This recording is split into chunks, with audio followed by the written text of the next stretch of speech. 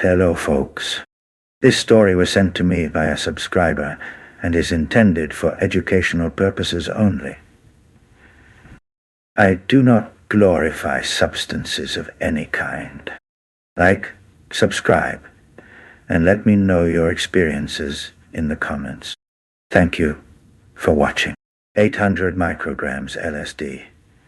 When the city painted itself, and I became the canvas.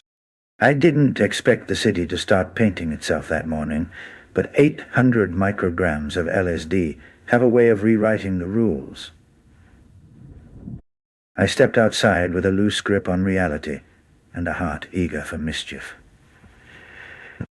The air was crisp, but it buzzed with invisible currents, like the city was alive beneath its concrete skin. At first it was subtle.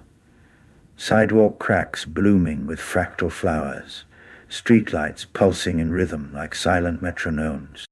But soon, walls began to ripple and shimmer, as if the paint was breathing. Colors peeled away in vibrant layers, revealing hidden murals that danced and shifted with every glance. The brick buildings whispered stories through shifting graffiti, each tag a secret message I was suddenly fluent in.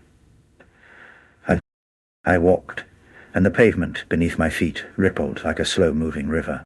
Trees bent toward me, their leaves turning into tiny butterflies that fluttered away, scattering trails of sparkling dust.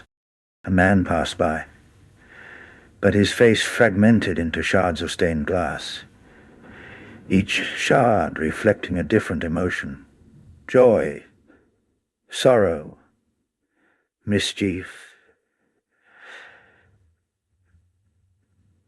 then reassembled like a kaleidoscope of humanity. I found myself at a crosswalk, where the signals sang in harmonies instead of beeps. The walk sign glowed with a chorus of colors, beckoning me forward into a world unhinged from its usual logic. As I stepped into the street, the city opened up. Streets stretched into ribbons of light. Buildings folded and unfolded like origami cranes. The sky cracked open like a cracked egg, spilling galaxies that swirled overhead. Clouds morphed into enormous brushstrokes, painting the horizon with surreal sunsets that no human artist could replicate. An old bus stopped beside me, but instead of passengers, it carried shadows that hummed like a choir. The driver, a figure cloaked in shifting patterns, nodded knowingly and said, "Ready for the ride?" without moving his lips. I climbed aboard, and the bus roared forward, not through streets, but through rivers of color and sound. We passed towering trees with leaves like stained glass, creatures woven from threads of light, and rivers flowing backward into the sky. Every surface was a canvas, every sound a brushstroke, and I was both spectator and painter. "Ah!" I reached out, and the colors obeyed, swirling around my fingers like living paint, molding themselves into visions, whimsical landscapes, faces of forgotten dreams, and fractal patterns that seemed to pulse with life.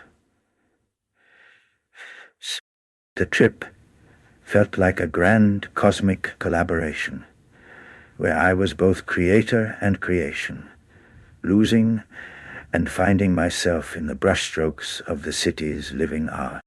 As the bus finally slowed and the normal streets of my city snapped back into place, I stepped off transformed. The world seemed both utterly familiar and forever enchanted. The city had shown me its hidden layers, the secret canvases beneath the surface, and I realized that reality is not just seen but painted, and we are all artists with palettes in hand, whether we know it or not.